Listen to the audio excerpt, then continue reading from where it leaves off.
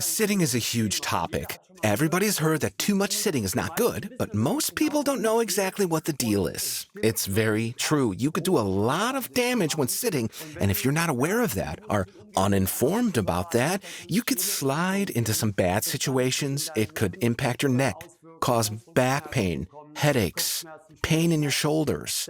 Sitting can be the cause of many of these ailments. But if you know what the story is, it'll be easier for you to handle it. Ina and I are going to demonstrate to you what can happen when you sit. Ina's sitting in the regular way at a desk.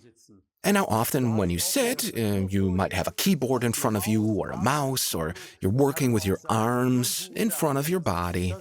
Maybe you're reading a book, doing some craft work. In most cases, your arms are close together. Not pointing outwards, but together. Your elbows are bent. And that shifts your shoulders forward. And when that happens, you develop a bend in your upper back. And that bend increases over time. Now, I'm fast-forwarding a process that usually happens over weeks, months, or years. Don't think that happens within seconds, as we're showing you here. I just want to help you to visualize this development so it's easier to follow me. Well, with her back bending more and more, she'll soon start to look downwards. And then you realize that the screen or the object is up here, and so her head goes up. That means her back is rounding. The muscles and fascia in your back are stretched long. They are rather rigid ligament structures on the spine, in the front, in the back, on the side. They're strong, and they're meant to protect your spinal column, to stabilize it so that even loads in tight situations where you want to move around too much. But if over months or years, this structure is increasingly opened up, and then everything in the back becomes longer, and your head that moves into this neck position makes the neck muscles shorter and shorter. Okay? So if this tilts backwards, is bent back, and the cervical spine moves forward, muscles here are contracting, resulting in a very stiff neck. So we have a couple of processes running here. We have the shoulders bending forward, seen from above, bending forward and in like this. And we have a back, seen from the side, that has a bend in it. And the cervical spine bends backwards like this. I could go on. There's more. But I want you to focus on this, since this is the main problem. And you should be clear about it when I'm giving Ina instructions. Okay, Ina, please sit up straight.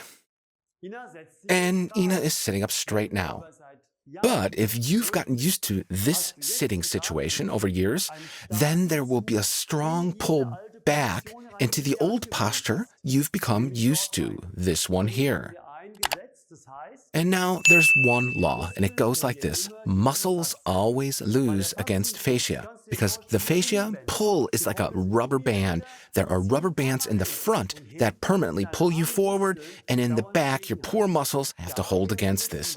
And this is where this nasty burning between your shoulder blades comes from, because the muscles in the back want to hold you up straight, but the rubber bands in the front are pulling you forward, and the result is this nasty burning in the back. It's simply stress burning in your muscles. These muscles here are getting shorter, and that means that as soon as you want to raise your head into a straight position, you create immense tension here, because it wants to remain in the shortened position it got used to for years.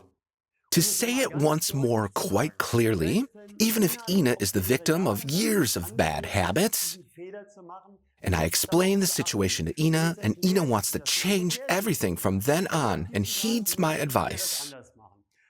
And maybe there's a wall in her study with a mirror that allows her to check her sitting posture. How am I sitting? Even with all that, she stands no chance to change this because her muscles are overstrained, because the ligaments pull so much stronger. because this is a fact. The advice that parents give their kids: sit up straight, don't slouch, stand up straight. That may be well-intentioned, and their kids want to follow the advice, and they really give it some effort, but the forces within their bodies make it impossible to implement that good advice. Something else has to happen here. But before I show you what you can do to not become a victim of this habit, I have a big ask. Please share this video and help spread this information so people finally learn how to treat themselves and have a solution for this problem. You could help in educating people, and they will be very thankful. So there are two ways you can go. First option: you haven't sat in this adverse posture for too long yet. And that means the contractions, shortenings in the front, the rubber bands, are not that strong yet. For example, the younger children are, the more this is the case. And you could tell them, if you sit down, make sure that you bring back your shoulders and don't drop them forward, because this is how that problem starts in the first place. And so it's a good idea to have a mirror at your side, ready to check your posture and get a feeling for it. It's interesting. Most people have no feeling for their own body when they're standing crooked or straight, or if their backs are rounded. And you can learn that quickly by checking on yourself visually. How does that look? What does it feel like? Do that for a couple of days, and your body perception will tell you if your back is rounded or nice and straight with a good posture.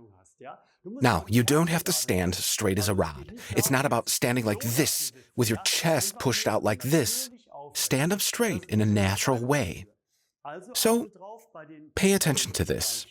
If you're a child, or tell your child that the shoulders should stay in position, that your back should be straight, and you should not fall into the habit of moving your head forward, but always try to tuck your chin in.